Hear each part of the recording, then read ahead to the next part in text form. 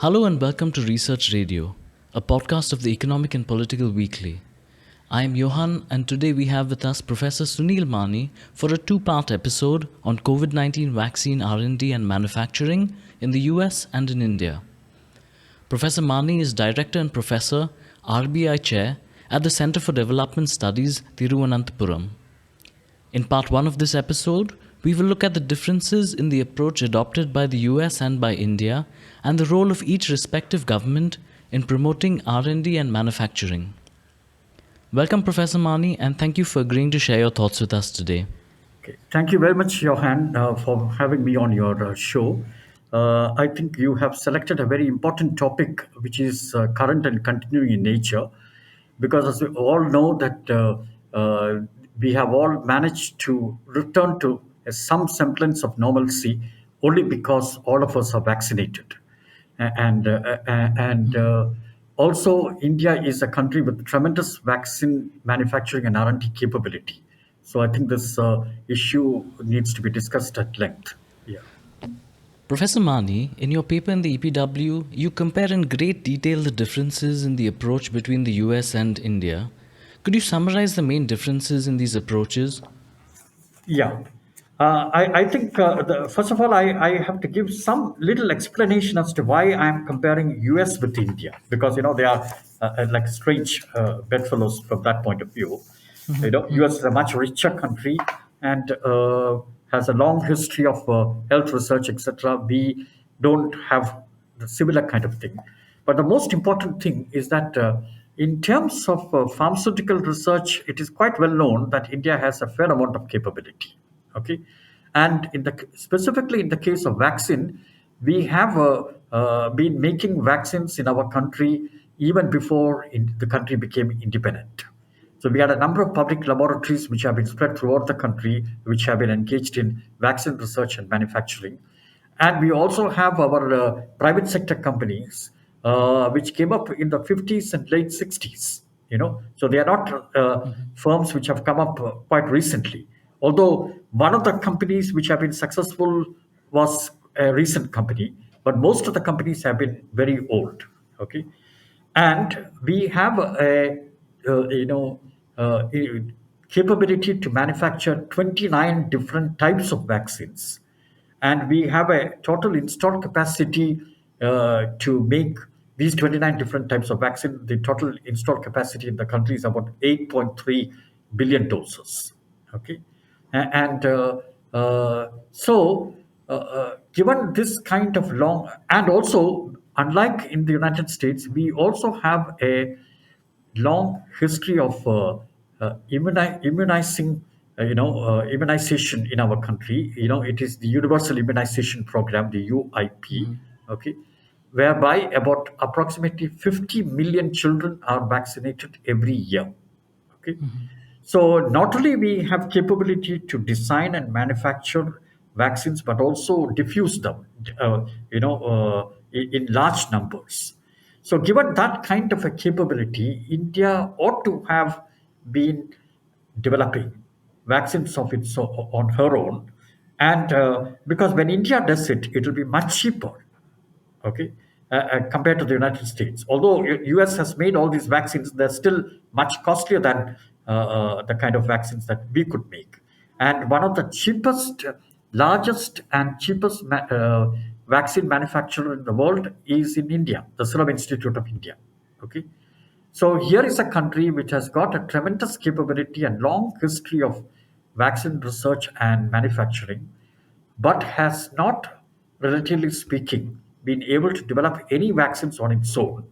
And I would argue that it is essentially because India has hesitated to use industrial policy instruments. Because in our country, since 1991, we have been following this policy of economic liberalization, to which I referred to earlier as well, and which meant that the discretionary role of government with respect to economic matters was reduced as much as possible. Okay, and increasingly we have been, sort of opening up everything to the private sector. Okay, without sometimes meaningful instruments of support to the private sector. Okay, And so that I think is the overall reason as to why we have not done relatively well. Now, if you break that instruments of support into different components, I start with the support for basic R&D on vaccine for coronaviruses. In the US, you have a solid and long history, which I explained to you before, and it's a federally funded, Whereas in India, it is weak and almost non-existent. I'm not aware of any basic research on vaccines any going anywhere in India. Okay, and so that's the first point. The second one is, various kinds of legislative changes because you have to do this very quickly in terms of providing money available for research and so in vaccine development. The US, they first had a emergency support for vaccine R&D, and they committed something like $2.3 billion. Okay. Whereas in India, there was no strategy for vaccine development for COVID-19. There's no strategy, but a strategy only for vaccinations. I refer to the successful universal immunization program that we have. And so, for instance, this COVID platform, etc., was developed essentially for vaccinations, not for vaccine development. You know, so it made the assumption that the vaccines are available, and all we have to do is to diffuse it. Okay, so on the diffusion, we spend a lot of importance, gave a lot of importance, which is important, of course, and but on not on the manufacturing part of it. So the union budget for 2021-22 apparently has provided something like 472 million US dollar equivalent. But the details of this, how much of this money has been actually spent, is not spelled out. So if you look at the action taken on the those union, there are government as part of the budget. You have in the following year there will be another document which says the action taken on each of those proposals, and they are not talking. They are not giving any information about how this 472 million US dollar equivalent was actually spent. Okay, so money was provided in the budget, but we don't know where exactly it has gone. Okay, and in fact, even the two affidavits provided by Union of India to the Supreme Court, which is also now available in public domain, doesn't give you much information on how this money was actually spent. Okay, so so the legislative changes. If you take the US was quick and they have those emergency support. They gave 2.3 billion. We said we are giving 472 million, but there's no idea about where this money had gone. Okay, whether it was really spent or not, we have no idea. Okay, the second is the institutional support. In the case of US, there were basically two institutional mechanisms that they put in place. The first one is called the Operation Warp Speed. Okay, the Operation Warp, because they declared that this SARS-CoV-2, which is the virus causing COVID-19, is an enemy, and they should defeat the enemy. Okay, so they almost like designed a kind of a war strategy. So that's why it's called Operation Warp Speed. You know, and even a military person was actually put in charge of operating that one. So under that, basically what was happening was providing various kinds of fiscal support to private sector companies. Okay, so large amounts of money was made available through the Operation Warp Speed, and there were two. And also, what they did was they identified six different vaccine in three different platforms. One platform, of course, was the mRNA platform, where you had Moderna and Pfizer BioNTech. Like that, you had other platforms where the idea was that at least if you spread instead of putting all your eggs into one basket, they put that into three baskets. And in this three basket, there were six companies. Two companies each in each of the baskets. And the idea was that at least one of them or two of them will be successful in terms of developing. They also had a very objective criteria for identifying who should be put in that basket. Okay, and so any kind of fly by night operators. Now I use the term fly by night operation because there were, according to the WHO vaccine tracker, there were about 323 R&D projects going on in the world I trying see. to develop COVID-19 vaccines. Because people thought that if they are able to come out with a vaccine, the whole world is their market. And they could make, and even if it's a small amount of money which they will charge per dose, but you are talking about billions of doses. So you can be a very rich person in such a short period of time, and and there are all kinds of companies that they are working on COVID-19 vaccine, but the US, they had developed a mechanism of finding out who is credible who have credible R&D projects. Okay, so Operation Warp Speed is one institutional mechanism which they have used, and another institutional mechanism which they have used is what is called the Defense Production Act. Now, this act is 1950 vintage. Okay, it was used during the war times, during the Korean Vietnam War and so on.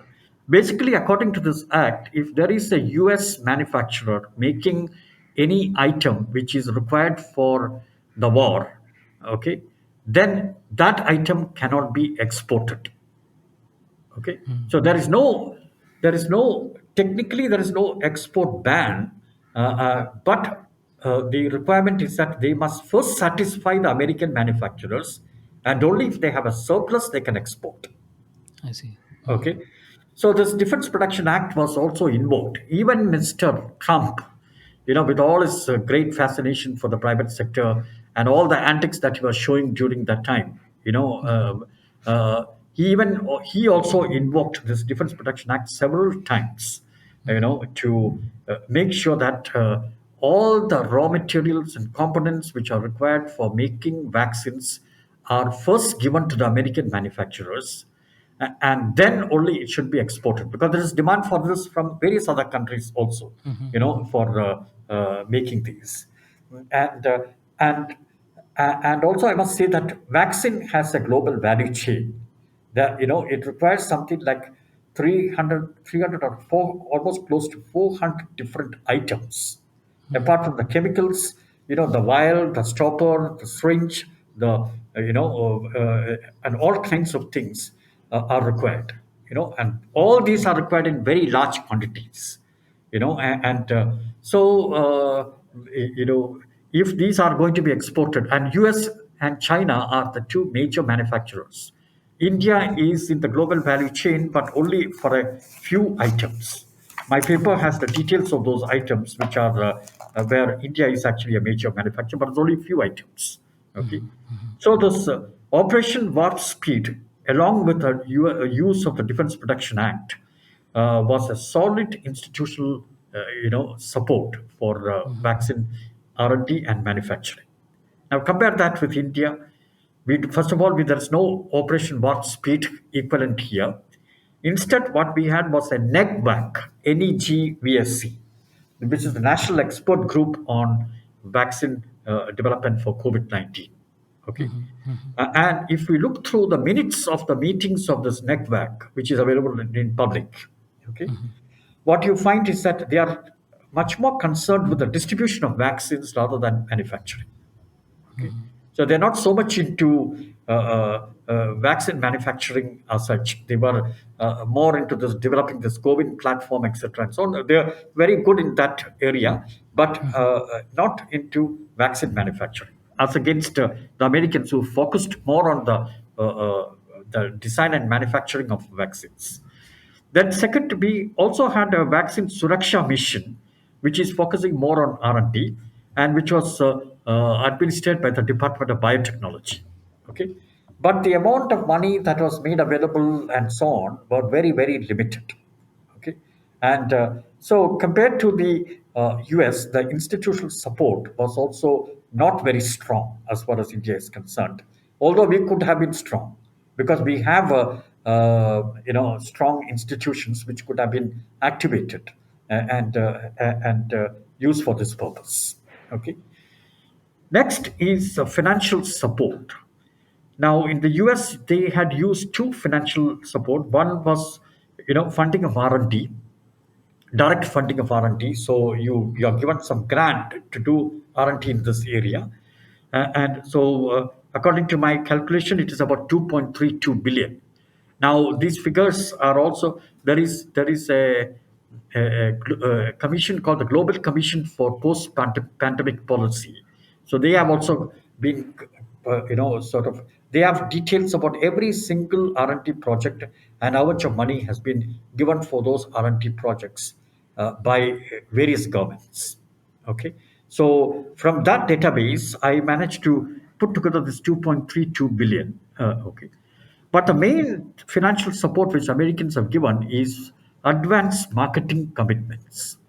Now, this is a WHO compliant instrument of support, which is specifically required for vaccines because vaccines are extremely risky.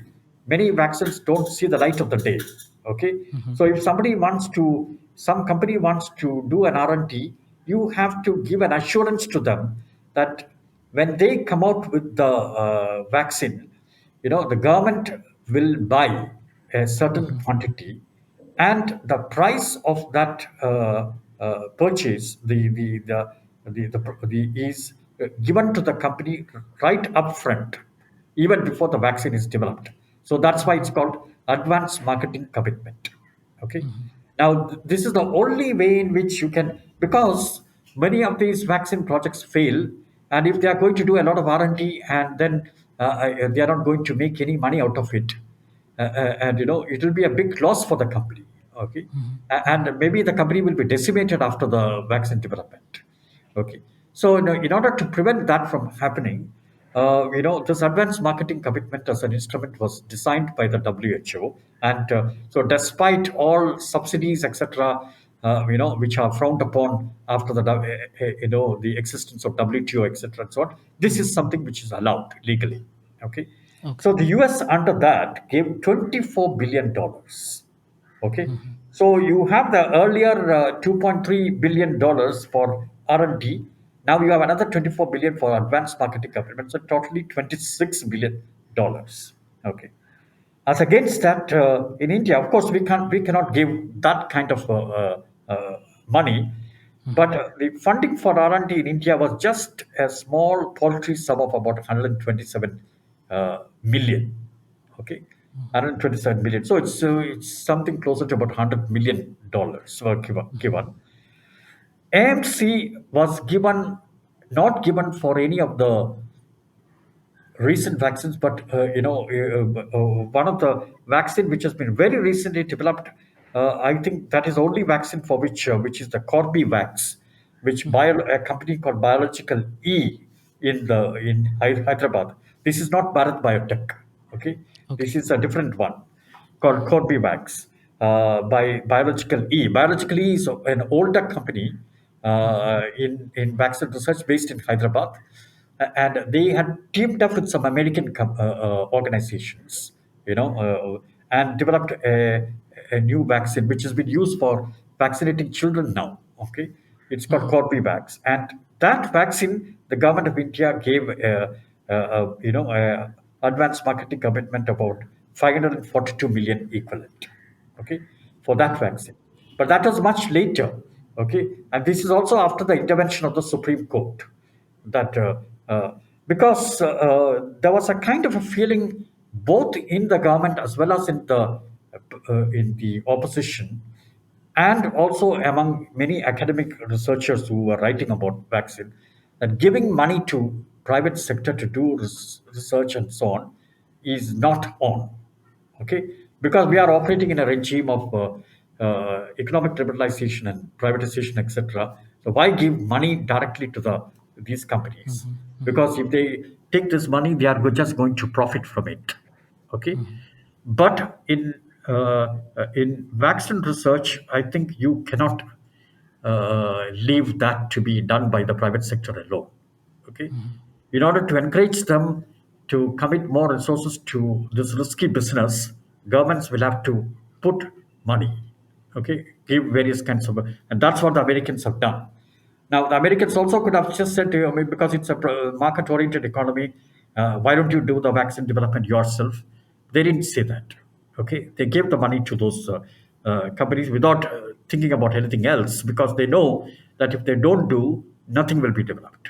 Okay, and whereas in India we gave some loan guarantees, but loan guarantee is not for instance for Serum Institute and for Bharat Biotech, some loan guarantees were given by government of India. But loan guarantee that means if you take some loan from somewhere, that's guaranteed by the government of India. But then loan guarantee is not a good instrument of risk sharing.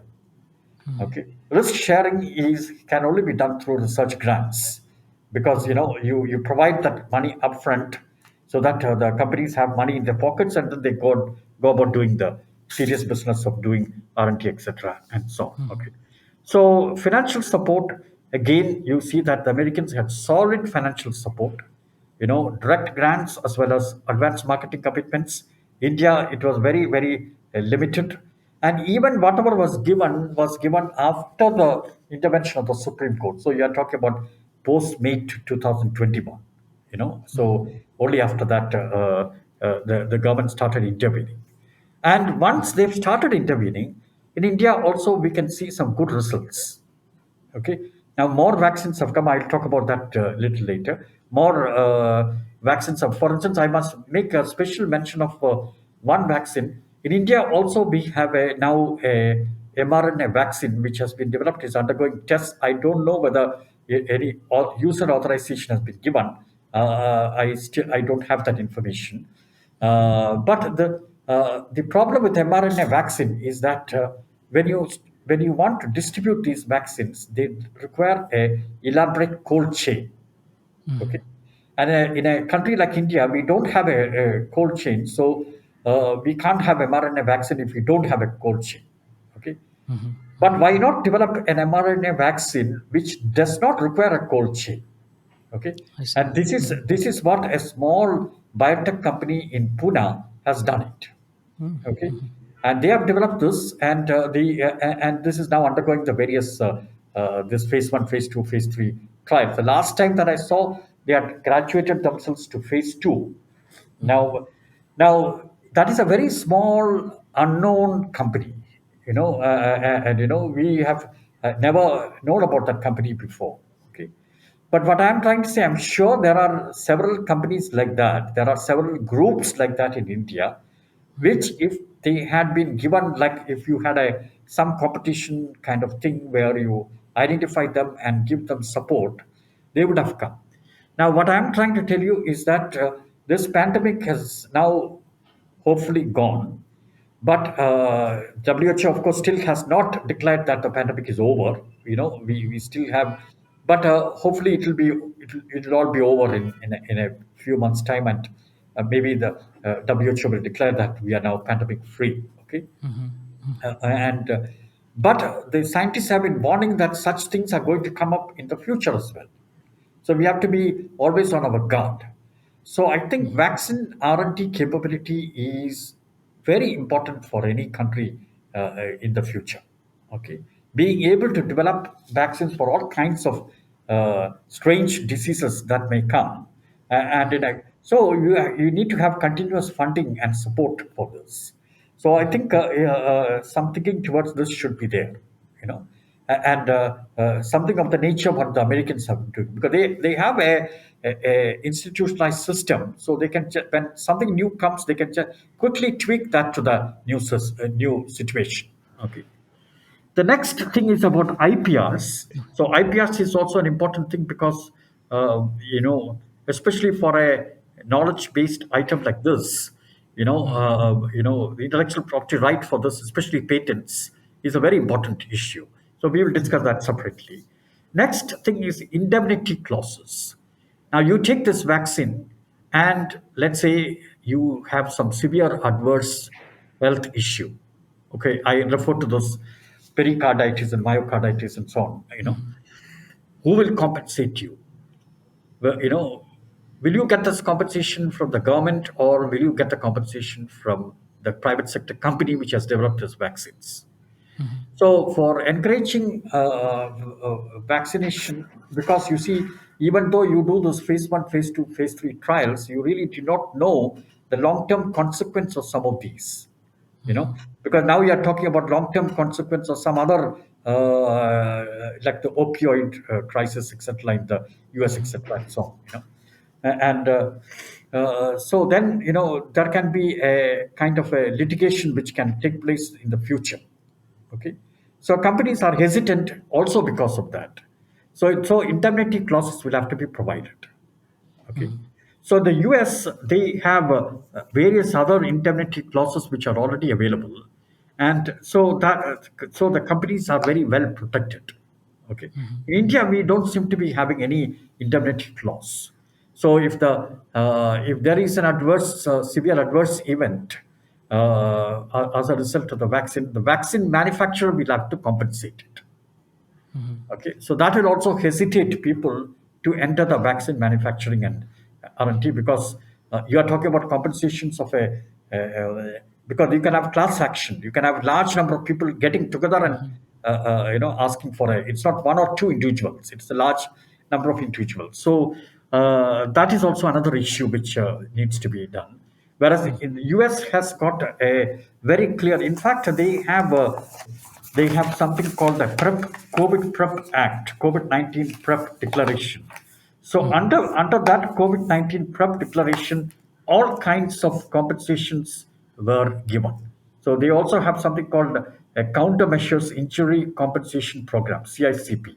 You know, so it may be available for all individuals who suffer serious adverse events, resulting from COVID-19 vaccines. So if you have an adverse event under the CICP, you can get a compensation. Companies don't have to worry. Okay, but we don't have anything equivalent to that. you know so that also can be. In fact, if you remember, the at one point when we had a shortage of vaccines in the country, where vaccinations were it was very difficult to get a appointment on the COVID-19 COVID platform. Government of India even tried to import to see whether we can get some Pfizer BioNTech vaccines here. Okay, so we started negotiating with Pfizer and Moderna, for instance, getting the vaccines here. But Pfizer immediately said that our prime requirement or condition is that you, Government of India, should give us an indemnity clause. Okay, if there is any adverse event takes place because this vaccine has been administered, and that should be compensated by Government of India and not by us. Okay. And but Government of India was not willing to do that. But they said you should do this and not us. Okay, so this went on for some time, and newspapers were reporting at since we were desperately wanting to have this vaccine. At some point, we were saying that we may compensate, but I think ultimately we didn't do that, and this Pfizer BioNTech vaccine never came to India. Okay, it's not available at all in India. So I think indemnity clause is also one, which is very. And also, if you look at questions which are asked in the Parliament, in the Lok Sabha specifically, you have seen that we have had clinical trials for pharmaceutical drugs here for a long time. Clinical trials, and severe adverse events due to clinical trials have been quite high. You know, no, I would not say quite high, but rather it is there. Okay, and the kind of compensation that we pay is very small amounts of money. Okay, and in fact, the severe adverse events have, if I'm not mistaken, has been slightly increasing over time. This is based on questions which are asked answered in the Parliament. Okay, and the details of that, it is there in my paper as well. And so being there, I think indemnity clause is also a very important issue which we need to have some clarity. Okay, who will pay the compensation, etc., and so on. And then the next is the central government's or federal government's support for improving the ease of doing business, ease of manufacturing, especially. Now, in the US, they have a very interesting case where they use the CAG equivalent reports that, like we have the Comptroller and Auditor General reports, which goes into, detailed evaluation of all, what shall we say, detailed evaluation of all public support. You have given some public money to someone, So there will be a detailed evaluation of how that money was utilized, etc., and so on. Okay. So, I showed you that the U.S. government has given something like 26 billion. So they would like to know how this money was utilized by the companies. So the General Accountant's Office, which is equivalent to our CAG here, okay. So they had done some very good auditing of those money, and the auditing was done not with a view of finding fault, saying that you have done imported that thing which was not required, or you have exaggerated something and so on. Okay, but done with a view to see what are the problems which US manufacturers are facing to quickly manufacture COVID-19 vaccines, which for which this technology was already developed. Okay, and they made a systematic documentation of all the problems, and then they provided some solution on the basis of which the federal government could then provide some solution to improve the ease of doing business. Okay, for instance, one instance I found that they found that some key research personnel for doing some aspect of vaccine research was not available in the US, but they could spot someone in Turkey. Okay. So the idea was get that person to the US immediately. Okay. So the Immigration and Naturalization Service was asked to give a visa immediately to that person. And that person was put on the next plane and brought to the US. Okay, so that kind of proactive thing. Now compare that with the in India, where Serum Institute, for instance, if you look at the tweets by Mr. Punawala, he was saying that the uh, he required a lot of these components and they are not available at all. Okay, and he was sending these tweets to the president of the US, and who was using this Defense Production Act to prevent those things from coming here. Why don't you give some of those components to me so that I can make these vaccines, and then not only for India but also for that COVAX facility, which through which India was supplying cheap vaccines to other developing countries. Okay, but I'm not aware of whether the government of India had actually lobbied with the other government, for easing those, to the ease of doing business. Because again, it perhaps the government might have thought that this is a responsibility of the private sector to get their act clear on this one. So that nothing was done. Okay, so it was basically they were left to fend for themselves. Whereas in the case of the even a general accountant office report was basically done in such a way to identify the constraints and how that can be eased. Okay, and so that is another one.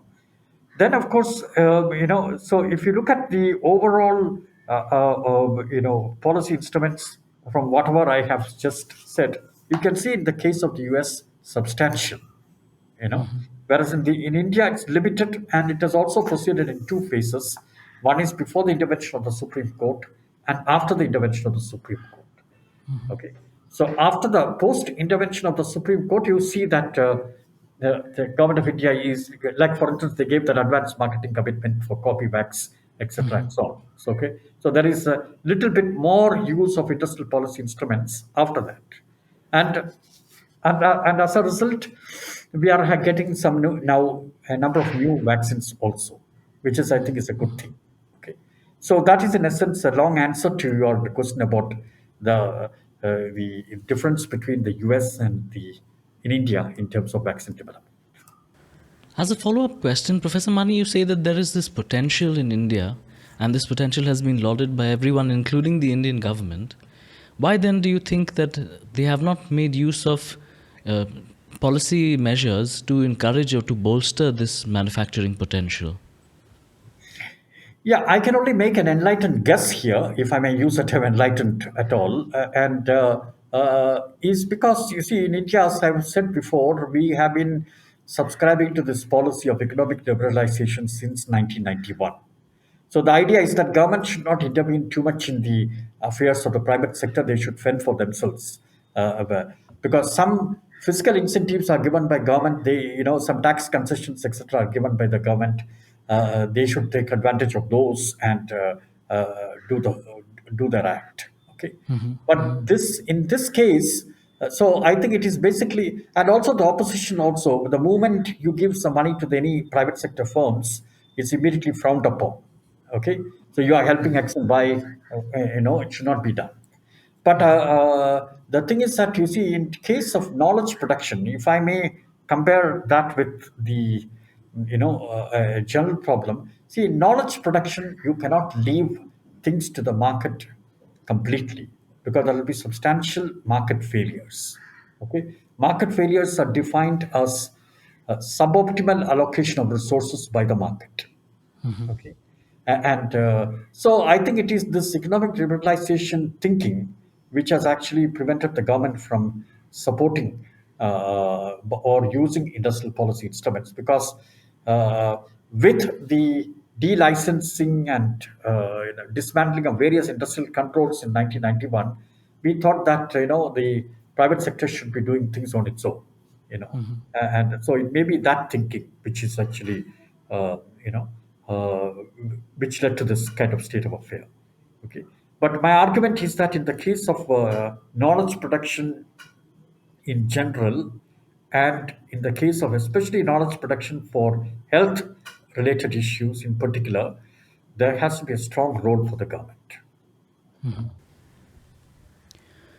Thank you, Professor Mani, and thank you to our listeners for joining us. This concludes part one of this two-part episode. Do join us for part two, where we discuss how intellectual property laws can facilitate or hinder the development and production of vaccines, and the delicate balance of public-private partnership needed especially in the field of knowledge production and healthcare. You can find the papers mentioned in today's episode in the show notes. And for more episodes of Research Radio, head to epw.in/podcasts. To experience all that EPW has to offer, head over to epw.in and subscribe today. This is Johan saying bye-bye, and see you again in part 2.